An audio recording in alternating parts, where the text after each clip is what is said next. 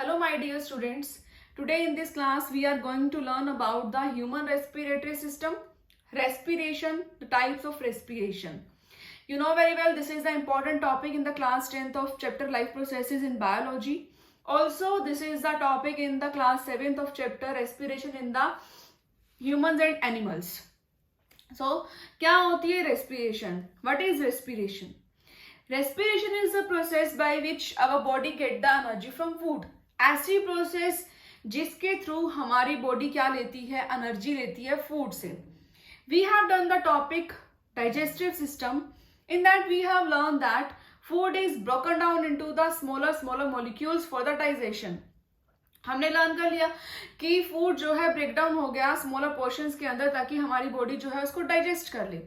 But you know that हमें तो work करने के लिए क्या चाहिए होती है, एनर्जी चाहिए होती है. तो वो एनर्जी कहाँ से मिलती है हमें? By the process of respiration. Respiration होती है, हम ऑक्सीजन लेते हैं, वो फूड को क्या करती है, फर्दर हेल्प करती है एनर्जी लेने में. ठीक है, तो रेस्पिरेशन आगे हम करेंगे. कितने टाइप्स की होती है रेस्पिरेशन? रेस्पिरेशन होती है 2 टाइप्स की, internal respiration and the external respiration. ठीक है, internal and the external respiration. First हम क्या करेंगे, एक्सटर्नल रेस्पिरेशन. तो एक्सटर्नल रेस्पिरेशन भी कितने टाइप्स की होती है? 2 टाइप्स की. एक्सटर्नल रेस्पिरेशन होती है 2 टाइप्स की. फर्स्ट होती है inhalation and exhalation. Inhalation and the exhalation, और you can say breathing in और breathing out. Inhalation breathing in, exhalation breathing out. This is the external respiration. अब आप सोच रहे हो कि ब्रीदिंग इन का मतलब, breathing in, you know very well, we breathe in the air. We breathe in the air that is rich in oxygen. That is a inhalation. And exhalation is what? Breathing out of air. Breathing out of air that is rich in carbon dioxide. That is known as the exhalation. And this is about the external respiration. उसी में external respiration में हमारा आता है ये human respiratory system. तो ये कैसे वर्क करता है? फर्स्टली हम लर्न करेंगे इसके पार्ट्स. रेस्पिरेटरी सिस्टम के पार्ट्स कौन कौन से होते हैं. तो फर्स्ट देखो हमारा कौन सा पार्ट है, नसल कैविटी. नसल कैविटी में क्या आता है? नोज, देन माउथ, फिर कौन सा पार्ट है हमारा? Epiglottis, then left lung, then bronchi, then bronchioles, then alveoli. This side pharynx, larynx, rings of cartilage, trachea, ribs, right lung and diaphragm. These are the parts of the respiratory system. Now we will learn that how these parts do work. कैसे ये work करते हैं? We breathe in air. हम लोग breathe in करते हैं air. By which part? By the nostrils. Yes, mouth से भी हम लोग एयर लेते हैं. और क्या है, नसल कैविटी में क्या आता है? Knows, nostrils. नॉस्ट्रिल्स क्या होता है? जो हमारे नोज के 2 होल्स हैं, दीज आर द नॉस्ट्रिल्स. तो हम लोग क्या करते हैं, हमने एयर ली नोज से. उसके बाद क्या होता है? After that you know that हमारे नोज के अंदर हेयर्स प्रेजेंट होते हैं. हम लोग सोचते हैं कि अभी हेयर हमारे नोज में, इनका क्या वर्क है? देखो, we breathe in the air, और एयर के अंदर क्या होता है? डस्ट पार्टिकल्स होते हैं. तो डस्ट पार्टिकल्स को फिल्टर भी तो करना है. तो वो फिल्ट्रेशन का वर्क कौन करता है? वो करते हैं हमारे hairs. Hairs do the work of filtration. जो भी डस्ट पार्टिकल्स हमारे एयर के अंदर प्रेजेंट होते हैं उसको हेयर्स क्या करते हैं? ट्रैप कर लेते हैं अपने अंदर, और आगे जो फॉरवर्ड करते हैं वो एयर क्या करते हैं? प्योर एयर फॉरवर्ड करते हैं. ठीक है, हेयर्स प्रेजेंट होते हैं हमारे नोज के अंदर. और क्या प्रेजेंट होता है? म्यूकस. म्यूकस क्या करता है? हमारी एयर को थोड़ा मॉइस्टन करने का काम करता है, जिससे एयर क्या है? स्मूथली हमारे अंदर चली जाए. तो क्या है, नोज के अंदर क्या प्रेजेंट होते हैं? हेयर्स जो वर्क करते हैं फिल्ट्रेशन का, और म्यूकस जो वर्क करते हैं do the work of moisture of the air. उसके बाद एयर कहाँ एंटर करती है हमारा? उसके बाद देखो आता है फेरिक्स. फेरिक्स क्या होता है? थ्रोट, हमारा गला. उसके बाद देखो हमारी एयर कहाँ एंटर करती है? लैरिक्स में. इस लैरिक्स के ऊपर एक कोक है, वो क्या है? एपिग्लोटिस. देखो आप यहाँ दिख रहे हो, यहाँ पर पार्ट दिया हुआ है एपिग्लोटिस, किसके ऊपर, लैरिक्स से पहले। अब एपिग्लोटिस का क्या वर्क होता है, it works as a cork. Cork का मतलब क्या होता है, ढक्कन। जैसे अब मैंने ये मार्कर लिए तो ये उसका क्या है, ढक्कन। तो ये इसको क्या करता है, इसको कवर करने का काम करता है। वैसे ही एपिग्लोटिस क्या करता है, लैरिक्स को प्रोटेक्ट करता है, उसको कवर करके रखता है। किस लिए कवर करके रखता है, you know very well that हमारी 2 मेन पाइप होती हैं, one is the wind pipe and other is the food pipe. Food pipe के बारे में हमने लर्न कर लिया है हमारे टॉपिक डाइजेस्टिव सिस्टम के अंदर, that is oesophagus, and other pipe is the wind pipe, that is a trachea, that is the trachea. तो उसमें क्या होता है कि लैरिक्स कवर है एपिग्लोटिस से। अब हम लोग जब फूड लेते हैं, वो फूड जो है हमारी विंड पाइप के अंदर एंटर ना कर जाए, इसलिए एपिग्लोटिस क्या करता है, कवर करके रखता है किसको, लैरिक्स को। जब हम खाना खा रहे होते हैं तो लैरिक्स के ऊपर क्या है, एपिग्लोटिस क्या करता है, ढक्कन को बंद कर देता है ताकि जो फूड जो है वो एंटर ना कर जाए ट्रैकिया के अंदर। This is the function of the epiglottis. उसके बाद देखो आपको यहाँ पर ये लाइंस दिख रही हैं, ये क्या है, रिंग्स ऑफ कार्टिलेज। अब रिंग्स ऑफ कार्टिलेज क्या होता है भाई, रिंग्स ऑफ कार्टिलेज किस शेप में होते हैं, सी शेप में। ठीक है, अब आपको ये तो पता चल ही गया है कि ट्रैकिया क्या है, हमारी विंड पाइप है। तो ट्रैकिया किससे कवर्ड है, रिंग्स ऑफ कार्टिलेज से। ठीक है, रिंग्स ऑफ कार्टिलेज का क्या फंक्शन होता है, it is the do the function of to protect the walls of the trachea from collapsing. क्या होता है, हमारी जो वॉल्स होती हैं ट्रैकिया की वो बहुत सॉफ्ट होती हैं, वो आपस में भिड़ ना जाएं, उसको प्रोटेक्ट करता है कौन, rings of cartilage. It do the function of protection of the walls of the trachea from collapsing with each other. अब देखो हमारी अगर वॉल्स कोलैप्स हो जाएंगी, भिड़ जाएंगी, तो हमें एयर लेने में क्या होगी, प्रॉब्लम होगी। तो उसको प्रोटेक्ट करते हैं रिंग्स ऑफ कार्टिलेज। देखो अब हमारी एयर मसल से आते हुए ट्रैकिया में आ गई है। उसके बाद एयर हमारी कहाँ जाती है, ब्रोंकाई में। कहाँ आती है, ब्रोंकाई में। ब्रोंकाई से कहाँ एंटर कर जाती है, हमारे लंग्स के अंदर हमारी एयर एंटर कर जाती है। अब देखो एक और ब्रोंकाई और एक होते हैं ब्रोंक्यूल्स। तो देखो कंफ्यूज मत होना, ब्रोंकाई क्या होते हैं और ब्रोंक्यूल्स क्या होते हैं। मैं आपको सिंपल सा एग्जांपल देती हूँ।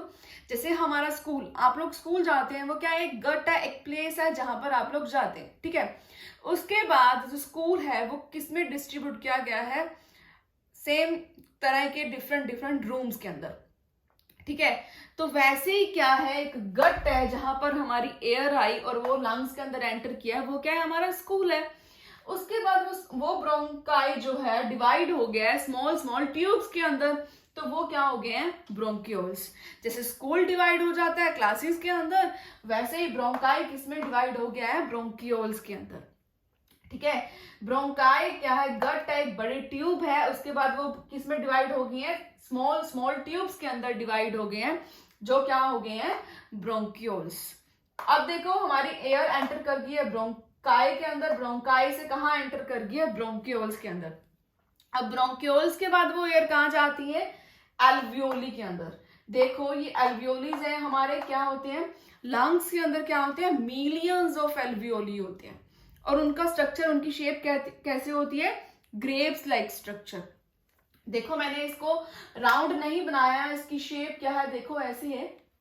ये कौन सी शेप है, ग्रेव्स लाइक शेप होती है किसकी, एल्वियोली की। अब फंक्शन क्या होता है एल्वियोली का, ये क्या करता है, इंक्रीज करता है सरफेस एरिया को। जब हम एयर लेते हैं तो एल्वियोली क्या करते हैं, सरफेस एरिया को इंक्रीज कर लेते हैं ताकि जो है मैक्सिमम एयर जो है एंटर कर जाए हमारे लंग्स के अंदर। जैसे विले वर्क करते हैं डाइजेस्टिव सिस्टम के अंदर, स्मॉल इंटेस्टाइन के अंदर इंक्रीज करते हैं सरफेस एरिया को, वैसे यहाँ पर एल्वियोली क्या करते हैं, सरफेस एरिया को इंक्रीज करते हैं एयर के लिए। ठीक है, तो ये तो हमारा था, एल्वियोली तक हमारी एयर एंटर कर चुकी है। ठीक है, यहाँ या आपने कर लिया कि राइट लंग। उसके बाद देखो हमारा क्या आता है, डायफ्रागम। अब डायफ्रागम का क्या वर्क होता है भाई, देखो कैसे, जैसे अब हमने एयर ली, ठीक है, एल्वियोली में हमारी एयर आ गई, जैसे हम एयर लेते हैं डायफ्राग्राम क्या हो जाता है, डाउनवर्ड हो जाता है। डाउनवर्ड का मतलब डाउनवर्ड हो जाता है ताकि वो क्या कर दे, इंक्रीज कर दे सरफेस एरिया को, ठीक है, और इंक्रीज कर दे सरफेस एरिया को ताकि एयर जो है हमारी बॉडी के अंदर प्रॉपर आ जाए, अच्छे से एयर हमारी बॉडी के अंदर एंटर कर जाए। जैसे ही हम ब्रीथ आउट करते हैं, एक्सपेल करते हैं एयर को, कार्बन डाइऑक्साइड को एक्सपेल करते हैं, तो फिर से अपनी पोजीशन पे वापस आ जाते हैं, ठीक है। तो अब हमने क्या किया, नसल कैविटी से हमारी एयर कहाँ गई, वो फेरिक्स के अंदर गई, देन फिर कहाँ गई, लैरिक्स के अंदर, फिर ट्रैकिया के अंदर गई, वो ट्रैकिया के बाद वो एयर एंटर करी ब्रोंकाई में, ब्रोंकाई से ब्रोंकियोल में, फिर वो कहाँ एंटर करी, एल्वियोली में। अब एल्वियोली में तो एयर एंटर कर चुकी है, ठीक है, उसके बाद वो एयर कहाँ गई, ठीक है, एयर, अब देखो इन एल्वियोलिस के साथ क्या होती हैं, small small capillaries, blood vessels attach होती हैं, ऐसे एल्वियोलिस के साथ वो क्या करती हैं, उस एयर को ले जाती हैं और किसमें मिक्स कर देती हैं, ब्लड के अंदर। किसमें मिक्स कर देती हैं, ब्लड के अंदर, जिसको हम बोलते हैं हीमोग्लोबिन, ठीक है। हीमोग्लोबिन के साथ मिल जाती है ये हमारी एयर जो कि रिच है ऑक्सीजन के अंदर, और क्या बना देती है, ऑक्सी हीमोग्लोबिन। क्या बना देते हैं ये, ऑक्सी हीमोग्लोबिन। ऑक्सी हीमोग्लोबिन का मतलब क्या है, अब जो ऑक्सीजन है हमारे ब्लड के अंदर मिक्स हो चुकी है, जो कि हमारी बॉडी की रिक्वायरमेंट है। तो वो अभी ऑक्सी हीमोग्लोबिन क्या होगा, स्मॉल स्मॉल कैपिलरीज के थ्रू कहाँ जाएगा, हमारी सारी बॉडी के अंदर, हमारे सारे सेल्स के अंदर ये एयर चली जाएगी। वैसे कार्बन डाइऑक्साइड क्या होती है, सॉल्युबल होता है वाटर के अंदर, वो एक्सपेल हो जाती है ऐसे आउट, और थोड़ी बहुत जो कार्बन डाइऑक्साइड है वो हमारी बॉडी के अदर प्रोसेसेस में काम करती है, कुछ और इंपॉर्टेंट प्रोडक्ट्स को बनाने के लिए। तो ये था अबाउट द रेस्पिरेटरी सिस्टम, कि कैसे एक्सटर्नल रेस्पिरेशन होती है, कैसे ये पार्ट्स वर्क करते हैं हमारे रेस्पिरेटरी सिस्टम के अंदर, कि कैसे हमने ब्रीद इन किया, ब्रीद आउट किया, कैसे ये हमारा था ये अबाउट द रेस्पिरेटरी सिस्टम। इसके बाद हम देखेंगे कि इंटरनल रेस्पिरेशन क्या होती है, ठीक है। इंटरनल रेस्पिरेशन अब हम करेंगे यहाँ पर हमारा इंटरनल रेस्पिरेशन। तो आपने किया था डाइजेस्टिव सिस्टम के अंदर कि फूड ब्रेकडाउन हो गया है, और ब्रेकडाउन होने के अंदर बाद क्या हुआ कि वो स्मॉल स्मॉल डाइजेस्टेबल प्रोडक्ट के अंदर हमारा हो जाता है कन्वर्ट। तो वो कौन सा होता है, वो क्या होता है, C6H12O6 क्या बन जाता है, वो ग्लूकोज बन जाता है, ताकि हमारी बॉडी जो है इसको इजिली डाइजेस्ट कर पाए, ठीक है। तो अब क्या होता है इंटरनल रेस्पिरेशन के अंदर, आपको मैंने रेस्पिरेशन में बताया कि द प्रोसेस जिससे हमारी बॉडी को क्या मिले, एनर्जी मिले, ठीक है, फूड से। अब फूड हमारी बॉडी ने क्या करा, डाइजेस्टिव सिस्टम ने इसको डाइजेस्ट कर दिया, तो अभी इसने क्या बना दिया, ग्लूकोज। तो अब इस ग्लूकोज के साथ क्या मिला, ऑक्सीजन। रेस्पिरेशन के ड्यूरिंग क्या मिला, ऑक्सीजन। तो क्या हुआ, इसने किसमें इसको कन्वर्ट कर दिया, CO2 plus H2O plus energy, ठीक है, किसमें कन्वर्ट कर दिया, एनर्जी के अंदर। ये बैलेंस नहीं है इक्वेशन, ये बैलेंस होगी, बट प्रोडक्ट मैं आपको सिंपली बता रही हूं यहाँ पर कि क्या प्रोडक्ट बनेगा, कार्बन डाइऑक्साइड बनेगा, वाटर बनेगा, और एनर्जी, जो हमारी बॉडी की रिक्वायरमेंट है, एनर्जी। हमको वर्क करने के लिए क्या चाहिए, एनर्जी। और अब आता है कि एनर्जी हमारी बॉडी में किस फॉर्म में स्टोर होती है। ये आपने 9th क्लास में रीड किया होगा कि माइटोकॉन्ड्रिया जो है power house of the cell है, और माइटोकॉन्ड्रिया क्या है, power house of the cell है। तो उसमें एनर्जी जो है सिंथेसाइज होती है, कौन से फॉर्म में होती है, वो होती है एटीपी की फॉर्म में, ठीक है। कौन सी फॉर्म में होती है, एटीपी की फॉर्म में। तो हमारी बॉडी जो है एनर्जी लेती है, वो कौन सी फॉर्म में लेती है, एटीपी की फॉर्म में। जैसे ही फूड ब्रेकडाउन हुआ स्मॉलर पोर्शंस के अंदर, वो ग्लूकोज में आ गया, ग्लूकोज में आने के बाद क्या हुआ, ऑक्सीजन मिली उसको, ऑक्सीजन लेने के बाद ये फर्दर प्रोडक्ट्स में डिवाइड हो गया और हमारी बॉडी को क्या मिली, एनर्जी मिली। तो एनर्जी कौन सी फॉर्म में मिली, एटीपी की फॉर्म में, ठीक है। अब एटीपी की फॉर्म में एनर्जी मिली, जब हमारी बॉडी, अभी होता क्या है वैसे एडीपी, ठीक है। जैसी एनर्जी मिली तो इस एडीपी में क्या हुआ, एक पी और ऐड हो गया, ठीक है। तो अब पहले क्या है, ये एडिनोसाइन डाइफॉस्फेट है। जैसे ही एक पी और ऐड हुआ तो एडिनोसाइन क्या बन जाएगा, ये ट्राइफॉस्फेट बन जाएगा। एटीपी का मतलब क्या है, एडिनोसाइन ट्राइफॉस्फेट बन जाएगा। ठीक है, जब हमारी बॉडी को एनर्जी की रिक्वायरमेंट होगी तो ये ब्रेक हो जाएगा और फिर से बन जाएगा एडीपी प्लस पी, ये एनर्जी हम यूज कर लेंगे। ठीक है, ऐसे ही ये प्रोसेस चलती रहती है, हमारी बॉडी फूड लेती रहती है, एनर्जी लेती रहती है, और क्या होता है, एनर्जी यूज हो जाती है, फिर से वही प्रोसेस होती है। ऐसे ही ये प्रोसेस चलती रहती है कि माइटोकॉन्ड्रिया में क्या है, power house of the cell है, वो क्या सिंथेसाइज करता है एनर्जी को, कौन सी फॉर्म में, एटीपी में। तो ये था इंटरनल रेस्पिरेशन। तो हमने क्या किया, हमने लर्न किया रेस्पिरेशन क्या होता है। रेस्पिरेशन कितने टाइप्स की होती है, 2 टाइप्स की होती है, internal respiration and external respiration. First हमने क्या किया था, एक्सटर्नल रेस्पिरेशन, जिसमें हमने किया था कि वो भी कितने टाइप की होती है, 2 टाइप्स की होती है, जिसमें 2 ही होते हैं, एक होता है इनहेलेशन और एक होता है एक्सहेलेशन। ठीक है, इनहेलेशन में हमने किया ब्रीदिंग इन, एक्सहेलेशन में किया हमने ब्रीदिंग आउट, कि breathing in of air that is rich in oxygen and exhalation is breathing out of air that is rich in the carbon dioxide. ठीक है, उसके बाद हमने किया रेस्पिरेटरी सिस्टम, उसके पार्ट्स, कैसे एयर एंटर करती है हमारी बॉडी के अंदर।